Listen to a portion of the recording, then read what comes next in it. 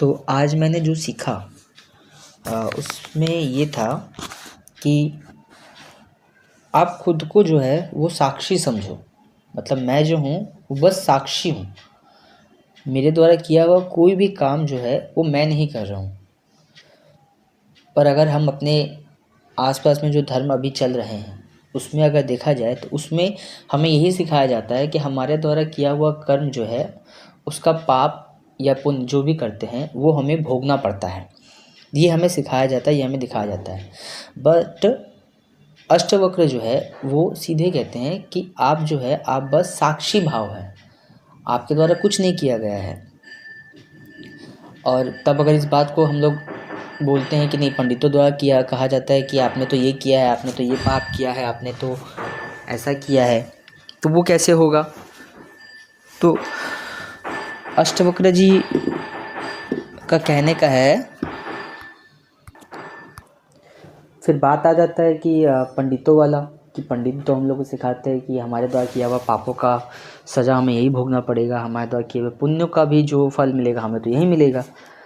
तो ये क्या है, ये एक तरीके का पंडितों, ब्राह्मणों या किसी दूसरे धर्म में अगर है तो मौलवी जैसे और बाकी उन लोगों का ये एक पाखंड टाइप का है।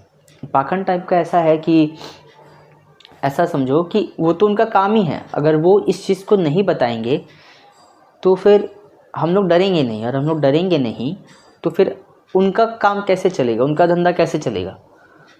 तो इस चीज़ को के साथ ही एक कहानी भी है कि कहानी नहीं है, एक तरीके का ये है कि सपोज़ करो अगर वो एक डॉक्टर है, अगर डॉक्टर मरीज़ों को ये बोलना शुरू कर दे कि अरे आप तो बिल्कुल ठीक हो, आपको तो कुछ हुआ ही नहीं है, अगर ये बोलना शुरू कर दिया जाए तो फिर देखा जाएगा कि लोग डॉक्टर के पास जाएंगे। डॉक्टर का तो खुद का दुकान बंद हो जाएगा कि भाई जब मैं बिल्कुल ठीक हूँ तो डॉक्टर के पास क्यों जाऊँ।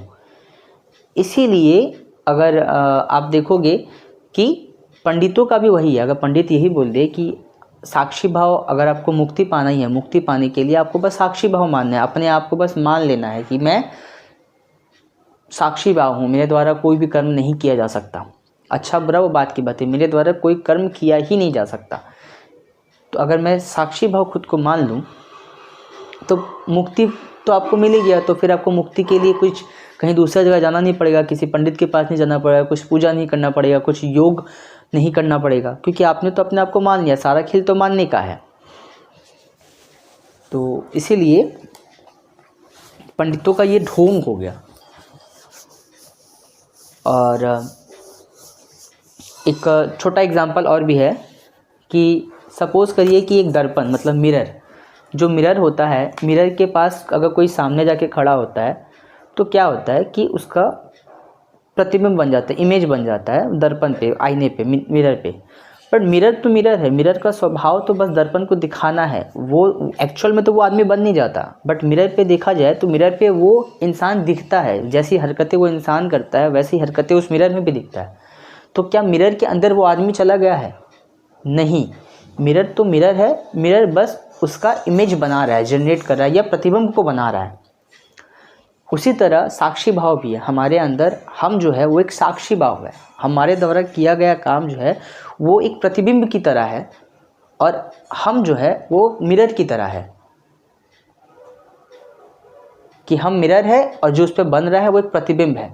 मिरर से उसका कोई लेना देना नहीं है, मिरर का अलग स्वभाव है और प्रतिबिंब का अलग स्वभाव है। प्रतिबिंब जो वो सामने उसके जो भी खड़ा है वो उस हिसाब से प्रतिबिंब को बना रहा है, बट एक्चुअल में मिरर अपने स्वभाव को नहीं बदलता। उसी तरह हम जो है, हम भी साक्षी भाव है, साक्षी भाव में हमें हमारे स्वभाव को नहीं बदलना है। जो भी कर्म किए जा रहे हैं, जो भी चीज़ें हो रही है वो प्रतिबिंब के द्वारा हो रही है, वो शरीर के द्वारा हो रही है, हमारे द्वारा नहीं हो रही है।